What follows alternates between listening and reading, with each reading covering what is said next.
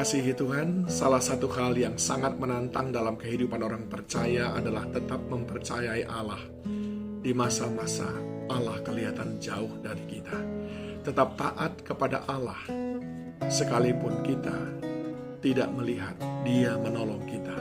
Tetap nurut kepada Allah, sekalipun ketika kita nurut kepadanya, ternyata kesulitan-kesulitan kehidupan bukan malah menjauh, malah semakin mendekat.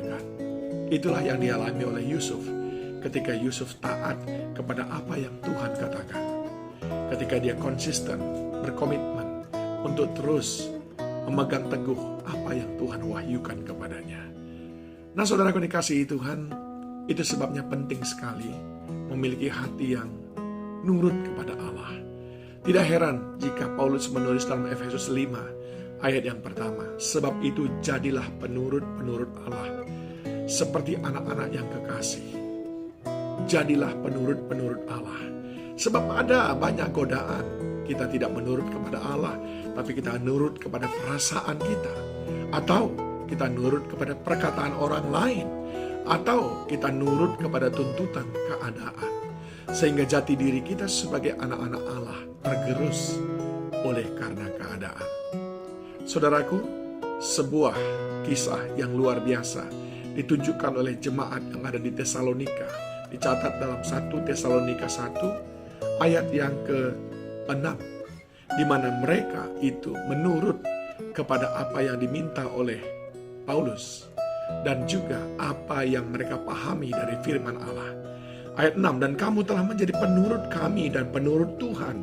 Dalam penindasan yang berat, kamu telah menerima firman itu dengan sukacita yang dikerjakan oleh Roh Kudus, sehingga kamu telah menjadi teladan untuk semua orang yang percaya di wilayah Makedonia dan Akaya. Karena mereka, jemaat di Tesalonika, tetap berusaha untuk menjadi berkat, memberi kepada banyak orang lain. Padahal mereka sendiri dalam penderitaan, dalam kesulitan. Bayangkan dalam masa pandemi saat ini, saudara tetap mampu, tergerak, terdorong untuk memberi dan memberkati orang lain. Karena saudara nurut kepada firman Allah maupun kepada pengajaran-pengajaran yang disampaikan oleh hamba-hamba Tuhan. Apa hasilnya? Ketika saudara nurut, maka dikatakan tadi bahwa kita menjadi berkat bagi orang lain. Karena lewat kita, orang lain melihat teladan yang luar biasa sebagai anak-anak Tuhan. Ketaatanmu kepada Tuhan menjadi teladan bagi orang lain dan memberkati orang lain. Nah, saudaraku, itulah pentingnya kita nurut. Yang kedua, di dalam Kisah Para Rasul pasal 4, di sana Petrus dengan Yohanes sedang ditangkap dan dihadapkan kepada mahkamah agama. Ayat 19, tetapi Petrus dan Yohanes menjawab mereka, silakan kamu putuskan sendiri manakah yang benar di hadapan Allah, taat kepada kamu atau taat kepada Allah. Mereka dengan berani berkata, kami memilih taat kepada Allah apapun resikonya, apapun konsekuensinya. Saya teringat hal ini bahwa sudah pernah dialami oleh Sadrah, Mesah, dan Abednego, dan sekarang Petrus dan Yohanes menghadapinya. Namun mereka memiliki jawaban yang sama, lebih bagus taat kepada Allah daripada taat kepada manusia. Dan hasilnya Allah menolong mereka.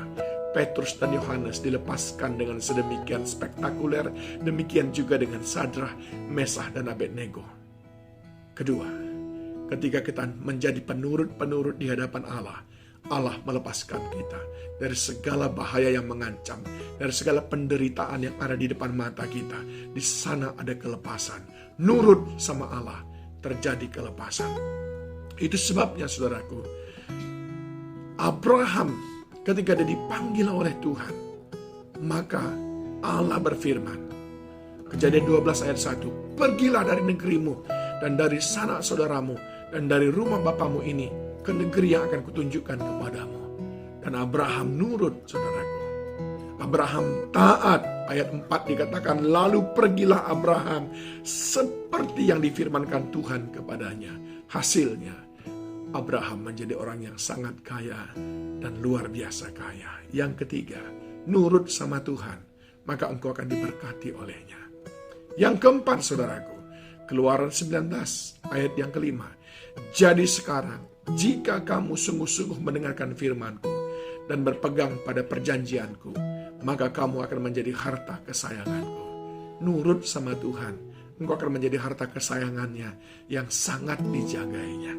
Dan yang kelima, saudaraku, Lukas 11 ayat 28. Tetapi ia berkata, yang berbahagia ialah mereka yang mendengarkan firman Allah dan yang memeliharanya. Orang yang nurut sama Tuhan, hidupnya bahagia. Apa pilihan saudara sekarang? Nurut kepada Tuhan atau nurut kepada keinginan diri sendiri? Nurut kepada apa kata orang lain? Atau nurut kepada tuntutan keadaan? Saya memilih nurut kepada Tuhan. Kiranya Tuhan memberkati saudara.